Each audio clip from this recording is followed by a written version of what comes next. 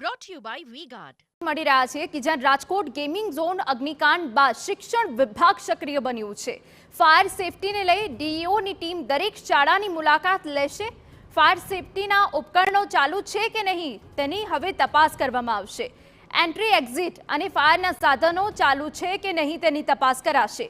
શાળા શરૂ થાય તે પહેલા ફાયર સેફટીનું સર્ટિફિકેટ લેવાનું રહેશે। શાળા શરૂ થાય ત્યારે મોક ડ્રીલ કરવાના પણ નિર્દેશ અપાયા છે। શાળાઓને તેના પગલે અમે સંચાલકો અને આચાર્યશ્રીઓને પત્ર કરી તમામ શાળાઓને સૂચના આપી છે કે વેકેશનનો સમય છે, તમામ શાળાઓ ફાયર સેફટીના ઉપકરણો ચાલુ હાલતમાં છે કે કેમ એની ચકાસણી કરી લે। સાથે સાથે ફાયર સેફટીના ઉપકરણો જો નવા વસાવવાની જરૂર હોય તો તાત્કાલિક વસાવે। ઘણી વખતે એવું બનતું હોય છે લાઈન ચોકઅપ થઈ જાય અને ચાલુ હાલતમાં ન હોય ત્યારે ગંભીરતા એની સમજી અને જ્યારે એની જરૂર પડે, કોઈ વખત જરૂર પડે ત્યારે તે ચાલુ હાલતમાં હોય તે માટે સૂચના આપી છે। સાથે સાથે ફાયર એનઓસી જે છે એ ઘણીવાર રિન્યૂ કરવાની જરૂરિયાત ઊભી થતી હોય ને એમાં બેધ્યાન રહેતા હોઈએ છીએ। ફાયર એનઓસી તાત્કાલિક અસરથી રિન્યૂ કરવા માટેની જો કામગીરીની જરૂર હોય તો એને રિન્યૂ કરવા માટે સૂચના આપી છે।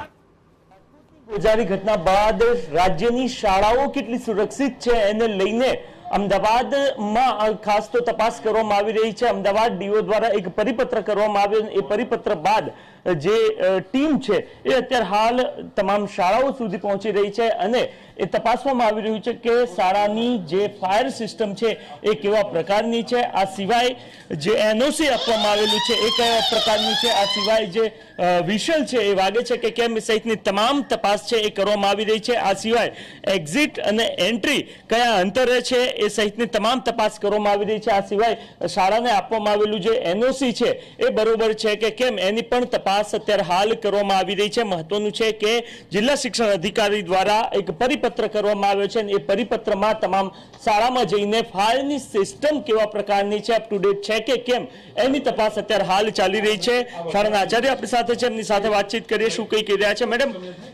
હાલ ટીમ પહોંચી છે, કેવા પ્રકારની તપાસ થઈ રહી છે અને ખાસ તો અપ ટુ ડેટ છે કે કેમ?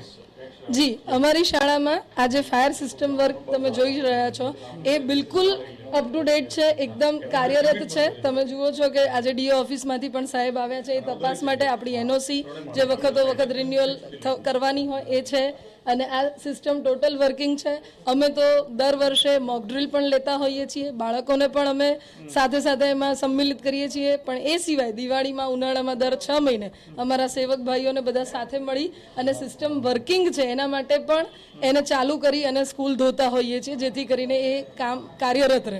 ઘણી વખત એવું બને કે સ્કૂલમાં સિસ્ટમ લાગેલી હોય પરંતુ વપરાશ ના હોય તો ક્યાંક પડી ખોટકાઈ જાય, આવું બને અને એવું ન બને એ માટે અમે સતત ચિંતિત હોઈએ છીએ। ઓકે, તો શાળા પણ ચિંતિત છે કે જે સિસ્ટમ અહીંયા લગાવવામાં આવી છે યોગ્ય રીતના કામ કરી રહી છે કે નહીં, અને આ સાથે જિલ્લા શિક્ષણ અધિકારીની ટીમ પણ તમામ શાળાઓ સુધી પહોંચી રહી છે અને ફાયરની વ્યવસ્થા કેવા પ્રકારની છે એની તપાસ થઈ રહી છે અને આવતીકાલ સુધીમાં મોટાભાગની તપાસણી થઈ જશે અને ત્યારબાદ જિલ્લા શિક્ષણ અધિકારીને રિપોર્ટ પણ સબમિટ કરવામાં આવશે।